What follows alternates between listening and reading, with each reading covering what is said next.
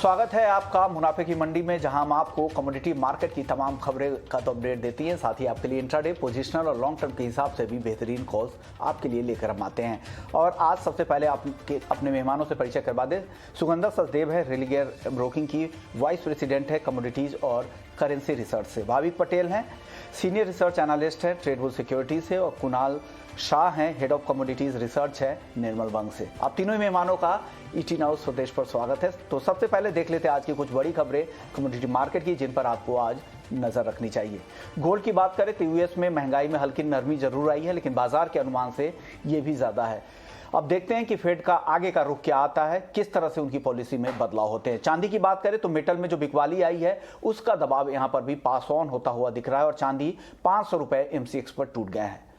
Crude की बात करें तो कल 5% से ज्यादा की तेजी दी थी और आज यहां पर गिरावट दिख रही है। नेचुरल गैस मांग बढ़ने की संभावना से यहां पर सपोर्ट मिल रहा है। कॉपर, चीन में कोरोना के मामलों में कमी आई है, वो एक सपोर्टिव फैक्टर है, लेकिन आज सभी बेस मेटल्स में गिरावट के साथ ही कारोबार हो रहा है। जिंक, एलएमई वेयरहाउस में इन्वेंट्री कम हुआ है, जिंक को लेकर एक सपोर्टिव फैक्टर है। अब बात एग्री मार्केट की कर लेते हैं। मेंथा ऑयल, जहां पर नई फसलों की जो हार्वेस्टिंग है उसमें देरी हो रही है। कॉटन लगातार एमसीएक्स पर रिकॉर्ड ऊंचाई बनाता जा रहा है। घरेलू के साथ इंटरनेशनल डिमांड भी काफी मजबूत है। हल्दी की बात करें तो जो नई फसलों की जो आवक है उसमें अब कमी आई है, मांग अभी भी मजबूती के साथ बना हुआ है। जीरे की बात करें तो कम उत्पादन से यहां पर कीमतों को सपोर्ट है और धनिया को लेकर भी यही अनुमान है कि इस सीजन कम उत्पादन रह सकता है। कैस्टर कि यहाँ भी उत्पादन घटने का अनुमान लगातार हम बता रहे हैं और साथ ही सप्लाई भी जो अब तक है वो कम ही है। तो ये कुछ बड़ी खबरें हैं जिन पर आपको आज दिन भर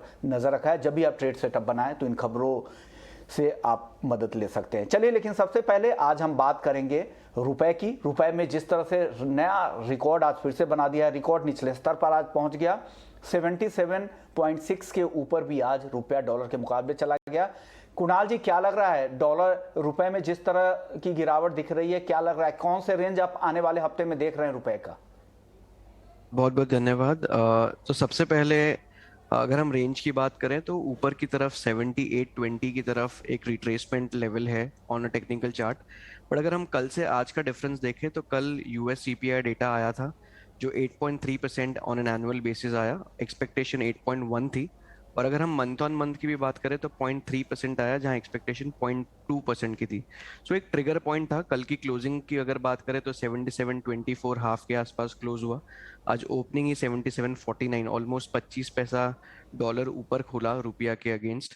तो एक near all time high gap up opening हमने देखी। बट दूसरे दो तीन और कंसर्न्स हैं जो शायद मार्केट अभी नहीं देख रहा है। एक है चाइनीज युआन। अगर हम चाइनीज युआन की बात करें तो 6.8 की तरफ वो बढ़ चुका है। चाइनीज युआन भी वीक होते जा रहा है, जो अगर हम आईएनआर के अगेंस्ट कंपेयर करें तो वो रुपी के लिए भी उतना अच्छा नहीं है। दूसरी बात हम ब्रेंट क्रूड प्राइसेस की करें तो कल से आज ब्रेंट क्रूड प्राइसेस ऑब्वियसली ऊपर की तरफ बढ़े हैं, थोड़ा स्टेबलाइज हो रहे हैं, डेफिनेटली यस।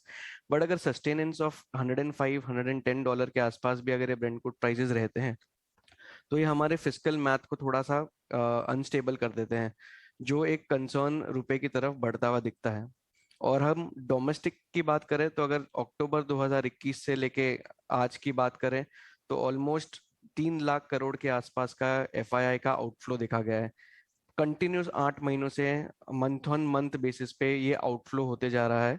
सो ये एक कंसर्न है जो आउटफ्लोज, क्योंकि फ्लोज एक बहुत बड़ा ड्राइवर फैक्टर होता है रुपी के लिए, पर्टिकुलरली एक डेवलपिंग करेंसी के लिए फॉर दैट मैटर। और आरबीआई की रणनीति की अगर हम बात करें तो आरबीआई ने काफी कोशिश की 76, 95, 97 पे डिफेंड करने की। अगर हम अपना एफएक्स रिजर्व्स डेटा भी देखें सो ऑलमोस्ट $45 बिलियन से वो नीचे आ गया। $642 बिलियन से वो $597 बिलियन आ चुका है। तो कहीं ना कहीं स्पॉट इंटरवेंशन रहे, बट एक रेंज ब्रेक के बाद एक नई रेंज बनती हुई दिख रही है, जो अब 7620 और 7820, ये जो ब्रॉडर बैंड है, ये एक नई रेंज बनेगा। इन्फ्लेशनरी प्रेशर है, कमोडिटी स्केर्सिटी थोड़ा रहेगा, इसीलिए ग्रोथ प्रोस्पेक्ट्स पे थोड़ा सा डिम आउटलुक रहता है, क्योंकि इन्फ्लेशन प्रेशर जहां बढ़ता है वहाँ ग्रोथ आउटलुक थोड़े से नीचे की तरफ बढ़ते हैं। इसीलिए ही यूरोपियन रीजन की बात करें तो कल काफी स्टेटमेंट्स उनकी तरफ भी आए कि वो भी रेट हाइक की तरफ जुलाई महीने में सोच सकते हैं। यूरोजोन ने ही एक जो लार्ज नेशन की बात करें तो यूरोजोन छोड़ के बैंक ऑफ इंग्लैंड, फेड, इन दोनों ने तो अपनी रेट हाइक कर दी और ट्रेजेक्टरी भी काफी हॉकिश रखी है। बट एक यूरोजोन भी अगर इस तरह मुड़ जाता है तो इन्फ्लेशनरी प्रेशर काफी सामने आ जाता है। सो oil related concern, scarcity of commodity, ये दो चीजें मुझे लग रहा है अभी भी है, थोड़ा कंसर्न रेज कर सकती है। अपसाइड मूव डॉलर रुपी पे ज्यादा है 78-20 की तरफ। एक एक्सपोर्टर के लिए मैं यही कहूंगा कि स्टैगर मैनर में हेज करें, टॉप पकड़ने की कोशिश ना करें, स्टैगर मैनर में 20% 30% के ओके हिसाब से अपनी हेजिंग प्लान को रखें। ओके ओके सर, ऊपर का लेवल आपने क्या बताया, कहाँ तक जा सकता है रुपया? ये 20 तक। 78-20। यस, ओके टेक्निकली एक रिट्रेसमेंट ड्रॉ होता है तो वो एक लेवल आता है 78-20 का रेजिस्टेंस के तौर एक पे। नियर टर्म जो रेंज इन्होंने दिया है कुणाल सोनानी जी ने, वो 76-20 से 78-20 का दिया है। शुक्रिया कुणाल सोडानी जी, आपने वक्त निकाला हमारे लिए और करेंसी मार्केट का पूरा अपडेट समझाया। और जिस तरह से फॉरेक्स रिजर्व कम हो रहा है, 8 महीने से लगातार एफआईआईज की बिकवाली आ रही है, क्रूड कीमतों में लगातार तेजी, ये तमाम ऐसे फैक्टर्स है जो रुपए पर दबाव बना रहे हैं। हालांकि आरबीआई का इंटरवेंशन हुआ था, लेकिन उसका फायदा अभी तक ज़्यादा नहीं दिख रहा है और रुपए लगातार निचला स्तर छूता जा रहा है। अब सुगंधा जी, आप बताइए क्या लग रहा है, करेंसी मार्केट का जो ये असर है कितना कमोडिटी मार्केट पर हावी होगा और क्या हो सकता है कमोडिटी मार्केट में? गुड मॉर्निंग विष्णु, जैसे कि अदर एक्सपर्ट्स ने भी बताया, मुझे भी लगता है कि फर्दर डेप्रिसिएशन कंटिन्यू रहेगी बिकॉज़ हम सिग्निफिकेंट आउटफ्लोज आते हुए देख रहे हैं डोमेस्टिक इक्विटीज से फॉर कॉन्टिन्यूअस 8 मंथ्स। इसके साथ साथ जो डॉलर इंडेक्स में सिग्निफिकेंट तेजी देखने को मिली है टुवर्ड्स 20 ईयर हाई, और क्रूड के prices and the fact that commodity prices have been moving up, ये सारे फैक्टर इन्फ्लेशन को काफी ज्यादा ट्रिगर कर रहे हैं। They have created concerns about the widening of current account deficit. तो मुझे लगता है नियर टर्म में अभी प्रेशर नहीं रहेगा। इससे 77 का जो एक क्रूशियल सपोर्ट था उसको भी ब्रेक किया।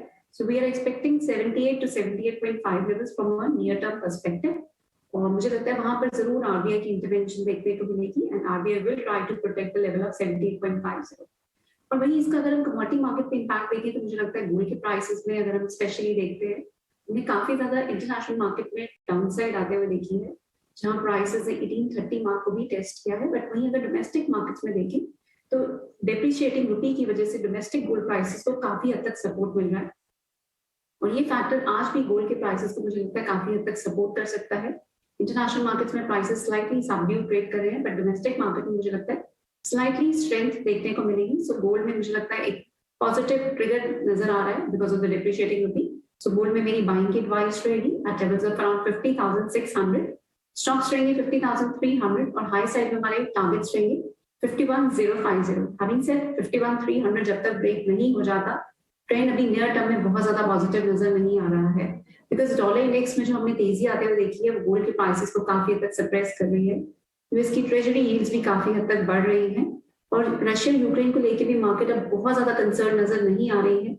एंड द फैक्ट कि इन्फ्लेशन में भी हमने कुछ हद तक ईजिंग आते हुए देखी है बिकॉज ऐसा माना जा रहा है कि अप्रैल में इन्फ्लेशन यूएस में स्लाइटली पीक आउट हो चुकी है बिकॉज एनुअल इन्फ्लेशन देखें तो last month it was at 8.5%, which was a 41-year high, but inflation has come down to 8.3%, which is still close to 40-year high, but still थोड़ा सा easing off हमने आते हुए देखा, जिसकी वजह से aggressive pace of rate hike की concerns कुछ हद तक कम हुए मार्केट में। So ये फैक्टर गोल्ड के प्राइसेस के slightly सपोर्ट प्रोवाइड कर रहा है, but still डॉलर इंडेक्स की तेजी प्राइसेस को हाई लेवल्स पे काफी हद तक सप्रेस कर रही है। So एक रेंज बाउंड ट्रेड देखने को मिलेगा गोल्ड में, जहां डाउन साइड में 50,000 एक अच्छा सपोर्ट रहेगा, हाई साइड में 51,300 से 51,500 एक अच्छा स्ट्रॉन्ग रेजिस्टेंस रहेगा। 50,000 एक सपोर्ट लेवल है और ऊपर की तरफ 51,300 और 51,500 नियर टर्म टारगेट है। अब भाविक, आप क्या मानते हैं गोल्ड में किस तरह के लेवल्स आप आने वाले समय में देख रहे हैं, और इंट्राडे ट्रेडर अगर कोई 50,850 जो करंट भाव है, इस भाव पर क्या करने की सलाह दे रहे हैं? विश्व में मुझे भी काफ़ी हेडविंड्स दिख रहे हैं गोल्ड में, क्योंकि अगर हम देखें तो ऑल्दो इन्फ्लेशन ज़्यादा आया है, पर उसकी वजह से जो फेड है वो भी इंटरेस्ट रेट हाइक में ज़्यादा एग्रेसिव रहेगी, और उसकी वजह से डॉलर जो है वो स्ट्रांग हो रहा है और यूएस ट्रेजरी यील्ड है वो भी स्ट्रांग हो रही है। तो कहीं ना कहीं आगे जाके काफ़ी सारे हेडविंड्स हैं, तो मुझे लग रहा है कि आई थिंक $1800 है, वो एक अच्छा सपोर्ट है कॉमेक्स में, और आई थिंक 1800 जब तक ब्रेक नहीं करता तब तक एटलीस्ट बुल्स को थोड़ा एटलीस्ट फ़ायदा रहेगा या रिलीफ रहेगी। बट अगर 1800 ब्रेक करता है तो मुझे लग रहा है कि वापस 1750 तक हम जा सकते हैं, और 1850 के ऊपर अगर जाता है तो अपसाइड मोमेंटम हो सकता है। एमसीएक्स की बात करें तो एमसीएक्स में रुपये वीक की वजह से थोड़ा बहुत हमारे यहाँ इतना गिरावट नहीं दिखने को मिली है जितने इंटरनेशनल मार्केट में मिली है, बट फिर भी 50,000 एक अच्छा सपोर्ट या फ्लोर दिख रहा है अभी। तो आई थिंक 50,000 जब तक ब्रेक नहीं होता है तब तक लॉन्ग पोजीशन जो जिसकी भी है वो स्टॉप लॉस से बने रह सकते हैं। और इंट्राडे मुझे लग रहा है कि आज के दिन थोड़ी और बिकवाली देखने को मिल सकती है, क्योंकि कल इन्फ्लेशन एक्सपेक्टेशन से ज़्यादा आया, तो आज थोड़ी हमें अपसाइड प्रेशर दिख सकती है। तो 51,000 के करीब अगर आता है जून कॉन्ट्रैक्ट तो शॉर्ट करने के मैं रिकमेंडेशन करूंगा 50,600 के टारगेट के लिए, और स्टॉप लॉस रहेगा 51,200 का। तो ये भी हुए 51,200 के साथ आप शॉर्ट कर सकते हैं। चलिए अब कुणाल जी, आपको क्या लगता है किस तरह के रेंज आपको दिख रहे हैं गोल्ड में, और अगर डे ट्रेडर को अगर कोई पोजीशन बनानी है तो क्या सलाह देंगे उनको? Well, it's a very difficult market कि एक साइड पे फंडामेंटल बहुत बुलिश है, बट सामने हमारे प्रीवियस एनालिस्ट कि बेसिकली फेड मेरा ओवरऑल गोल्ड है पूरे वर्ल्ड की जो GDP है वो 50% डाउन हो जाने वाले 6 महीनों में। तो ट्रेडिंग बहुत डे कॉल लेना बहुत नीचे जा सकता है, बट गोल्ड में इनहेरेंट है। कुणाल जी, आपके ऑडियो में कुछ दिक्कत है, वापस से रिकनेक्ट करेंगे और आपके टारगेट को वापस से हम जानने की कोशिश करेंगे। सुगंधा जी, अब आप चांदी का टारगेट बता दीजिए, चांदी में किस तरह के रेंज आप देख रही हैं और ट्रेडर को क्या सलाह देंगी? मुझे लगता है चांदी में भी और प्रेशर कंटिन्यू रहेगा, बिकॉज डॉलर इंडेक्स में जो तेजी आ रही है 20 पिप के प्राइसेस पे भी सिग्निफिकेंट प्रेशर देखने को मिल रहा है। तो चांदी की प्राइसेस मुझे लगता है अभी सेलिंग करके चले at levels of around 60,650, stops रहेंगे 61,200 और डाउन साइड में हमारे टारगेट्स रहेंगे 59,700। तो चांदी में सेल एंड राइज की स्ट्रैटेजी बेटर रहेगी फॉर द डे, और लोअर लेवल्स पे 59,500 के आसपास दोबारा से मुझे लगता है बाइंग कर सकने को मिलेगा, but for the day selling करके चल सकते हैं ऑन सम प्राइस। यानी डे के लिए, जो इंट्राडे के लिए है, आप यहाँ पर बेच कर जाएं 59,700 59,700 के टारगेट के लिए, और फिर जब उसके नीचे अगर आए तो वापस से आप 59,500 के आसपास आप खरीदारी भी कर सकते हैं आगे। अब भाविक, आपका टारगेट क्या है चांदी को लेकर? जी विश्व, मुझे भी सेल ही लग रहा है, क्योंकि लगातार 3 वीक से हम सेलिंग प्रेशर देख रहे हैं, और I think lower top lower bottom बन रहा है, तो काफ़ी सेलिंग प्रेशर और वीकनेस दिख रही है कंपेयर टू गोल्ड। तो जो जुलाई कॉन्ट्रैक्ट है वो अराउंड 60,700 के करीब में शॉर्ट की रिकमेंडेशन करूंगा। टारगेट रहेगा 60,000 का, और स्टॉप लॉस इंट्राडे रहेगा 61,100 का। को भी लगता है कि बेचकर ही जाना चाहिए 60,000 के टारगेट के लिए। कुणाल जी, गोल्ड पर आप अपना व्यू बता रहे थे और एक रेंज दे रहे थे। मेरी राय में गोल्ड में डिक्लाइन पे बाई करना चाहिए। 50,650 के आसपास गोल्ड में आप बाइंग कर सकते हैं, और आपको स्टॉप लॉस रखना होगा अराउंड 50,450 का, और ऊपर में डिक्लाइन पे जब गोल्ड में करेक्शन आता है वो डिप को यूज कीजिए बाइंग करने के लिए। ग्लोबल इकोनॉमी का ओवरऑल आउटलुक बहुत ज्यादा रोजी नहीं लग रहा है, तो गोल्ड में बाइंग करनी चाहिए। ऑलरेडी जो स्ट्रॉन्गर डॉलर और यील्ड बढ़ने के कारण या इंटरेस्ट रेट बढ़ने के कारण जो गोल्ड में गिरावट आनी चाहिए थी वो ऑलरेडी आ गई है। सो मैं डिक्लाइन पे बाई करने के लिए रिकमेंड करूंगा गोल्ड में। ओके सर, क्या है 50,650 पे खरीद रहे हैं, 50,450 का आपने स्टॉप लॉस दिया है, टारगेट क्या है गोल्ड का? 50,950 और 51,100। ओके, 5950 और अगला टारगेट फिर 51,000 का भी है। चांदी को लेकर क्या टारगेट है आपका कुणाल जी? सेम, सिल्वर भी 60,000 59,900 इज अ गुड बाय, और भले अभी फिलहाल मेटल्स घट रहा है उसके कारण थोड़ा बहुत नीचे और आ सकता है, बट गोल्ड सिल्वर में मैं मंदी करना प्रेफर नहीं करूंगा, मेरा ध्यान तेजी ही है। सो ये जो भी विश्व में चल रहा है अभी फिलहाल, जियोपॉलिटिकल स्टेबिलिटी नहीं है और सब जो प्रॉब्लम्स है उसमें silver should gold and silver eventually should out perform. Okay, यानी डिप पर बाइंग की सलाह गोल्ड और सिल्वर दोनों कुणाल जी के। हालांकि बाकी एक्सपर्ट्स का कहना है कि सेल ऑन राइज वो भी इंट्राडे के लिए ही कर रहे हैं, बाकी नीचे के लेवल पे खरीदारी की सलाह सुगंधा जी भी दे रही थी। चलिए अब आगे बढ़ते हैं, कच्चे तेल की बात कर लेते हैं। कच्चे तेल में काफ़ी उतार चढ़ाव, एक ब्रॉडर रेंज बन गया है। सुगंधा जी क्या लग रहा है कच्चे तेल में? $100 से 112 के आसपास ब्रेंट घूम रहा है, 7500 से 8200 के आसपास, 8300 के आसपास एमसीएक्स क्रूड है। इस रेंज का कैसे फायदा उठाए और क्या ट्रेडर्स को क्या सलाह देंगे, कैसे ट्रेड करें क्रूड में आज? विष्णुमन, अगर हम देखें तो क्रूड के प्राइसेस में हमने काफी ज्यादा वोलेटाइल स्विंग्स आते हुए देखे हैं। कल के सेशन में सिग्निफिकेंट तेजी देखने को मिली थी। इवन दो इन्वेंटरीज में हमने काफी हद तक पाइल अप आते हुए देखा, बट गैसोलीन और डिस्टिलेट की इन्वेंटरीज काफी हद तक कम हुई है। इसके साथ साथ रशियन ऑयल एम्बार्गो को लेकर भी अभी मार्केट में बहुत ज्यादा कंसर्न्स बने हुए हैं। सप्लाई अभी मुझे लगता है नियर टर्म में टाइट ही रहेगी, और अगर हम करंट एस्टिमेट्स को अगर इंडिकेट करें तो ऐसा माना जा रहा है कि डिमांड से ज्यादा सप्लाई, अगर हम देखें supply deficit, it's almost 5 to 6 million barrel per day की सप्लाई डेफिसिट चल रही है। सो एक बहुत पॉजिटिव ट्रिगर है प्राइसेस के लिए। मुझे लगता है प्राइसेस सपोर्टेड रहेंगे on downside at levels of around 7600 to 7650, और बाय ऑन डिप्स की ही स्ट्रैटेजी अडॉप्ट करें मार्केट में। सो मुझे लगता है आज के सेशन में अगर हमें डिप्स मिलते हैं टुवर्ड्स 7950 बाइंग करके चल सकते हैं। 7800 के स्टॉप लॉसेस रहेंगे और हायर साइड में हमारे टारगेट्स रहेंगे फर्स्ट 8280, और अगर 8280 का लेवल ब्रेक हो जाता है we are even headed higher towards 8450 levels in coming days. Okay, यानी बाई ऑन डिप्स की सलाह है। कुणाल जी आपका व्यू कच्चे तेल पर? I agree with Sugandha. कच्चे तेल में अभी दो प्रॉब्लम है। इकोनॉमिक क्राइसिस चालू है तो कच्चा तेल नीचे जाना चाहिए फंडामेंटली, बट डिस्टिलेट जैसे डीजल स्टॉक से, गैसोलीन के स्टॉक से ये जो कॉन्ट्रैक्ट ट्रेड हो रहा है वो है WTI कॉन्ट्रैक्ट। और यूएस में एक सबसे बड़ा न्यूज़ है जो 1 मिलियन बैरल की रिफाइनिंग कैपेसिटी मार्केट में से बंद हो गई है। सो ऑयल का प्रोडक्शन 11 मिलियन बैरल से 12 मिलियन बैरल हुआ है, बट ये ऑयल को जो रिफाइन करके गैसोलीन और डिस्टिलेट निकलता है उसकी कैपेसिटी 1 मिलियन बैरल से घट रही है। सो इसीलिए हम देख रहे हैं जब जब क्रूड 700 आता है उसके बाद जोर से रिकवरी आती है। सो मेरी राय में फिलहाल जो टाइप के इकोनॉमिक कंडीशंस है वो ध्यान में रखते हुए उछाले पे क्रूड ऑयल बेचना चाहिए। 81.20 से 81.40 के बीच में आप क्रूड ऑयल बेच सकते हैं 82.40 के स्टॉप लॉस के साथ, और बड़ा टारगेट ऐसा नहीं रखना चाहिए। 79.10 79.20 के आसपास कवर कर देना चाहिए। The reason for that is जो मैंने समझा है स्टॉक्स कम है, और फिलहाल पूरे विश्व में जो स्लो डाउन का फियर है उसके कारण शायद क्रूड ऑयल में लंबी तेजी 1-2 दिन में ना हो पाए।